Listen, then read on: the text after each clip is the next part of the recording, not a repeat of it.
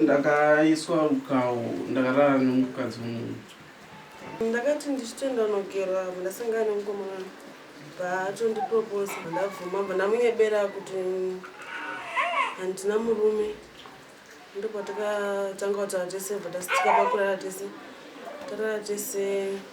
Akazofona ari manheru foni bvaderwa nemurume wangu aderwa murume wangu bvaabuda bvaenda kuna mai wake bvataura vese pafoni nyaya yobva yambotaura tobva inyarara kudati ndisiye muna January zvanzonzi ndopakabva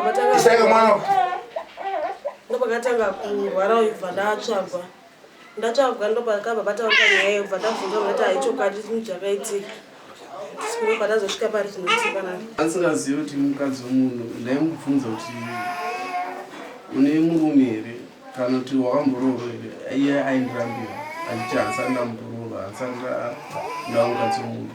Nditomboona kuti structure yako inoita kunge mukadzi womunhu kana kuti munhu akamboroorwa asi aini kuti ndo mazvarirwa ndakangosvarwa ndakadaro.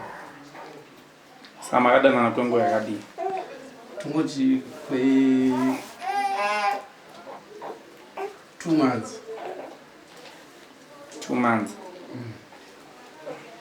Pa 2 months makarara mese kangani? Ka 3. Saka zvakazomira zvaita sei? Zvakaitika ndezvokuti ndakasvika kumba ndabva kubasa ndafonera musikana ndichitoti rega ndimuone. Ndimufonera haana kubatika kuma7.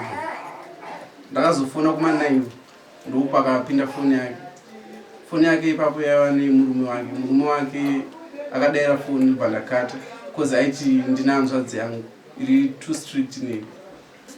Saka ndakabva ndakata foni ndobva ndazofona futi kechi2. Pandakafona kechi2 ndakabva murume wacho akabva apa tsisi vake uyu akabva pasisi wake foni. Ndakabva ndatanga kutaura nasisi wake ndobva ndati ndachida kuona hanzi hazviitiri kuti undione izvozvi. Ndati aiwa hazviiti because ndaenda kuona kuma7 izvozvi nguva dzaenda dzakuma9 o'clock.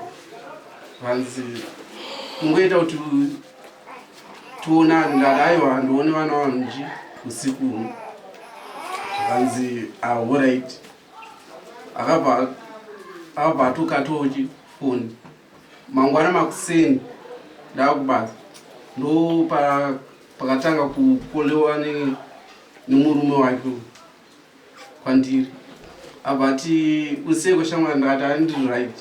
Hanzi nezuro waitaura nemukadzi wangu wada kumudii. Ndati mukadzi wako ndoupi anonzani because ini handani nevakadzi vanhu. Hanzi munhu waitaura naye nezuro mukadzi wangu. Ndati ataura zita kuti tisanetsane. Iye murume wacho akabva kuti uchanditsvaga. Saka ndakabva ndazosechawo zita rake paipo keshi. Abva ndaona zita rake kuti rinonzi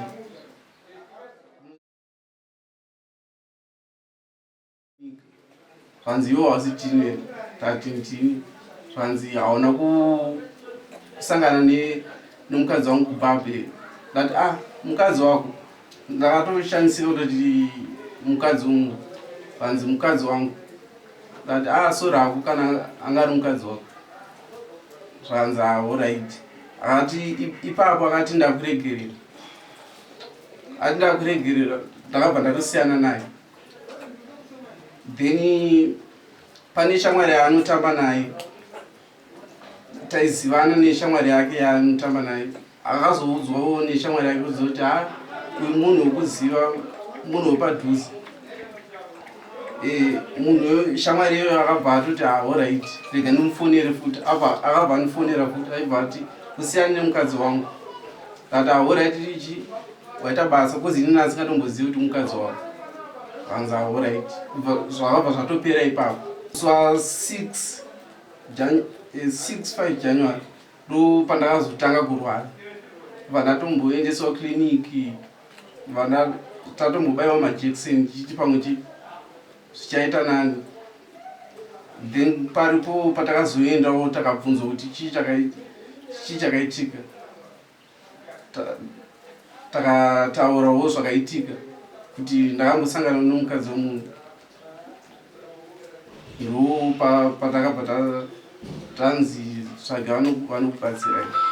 Ndainzwa kurumwa nechimudumbu, kurumwa usiku handirari kozi ndenge ndichirumwa kutonzwa kunge mudumbu mune mafluids anombopota achimboyerera dzimwe dzenguva. Panguva nditomborumwa nechinhu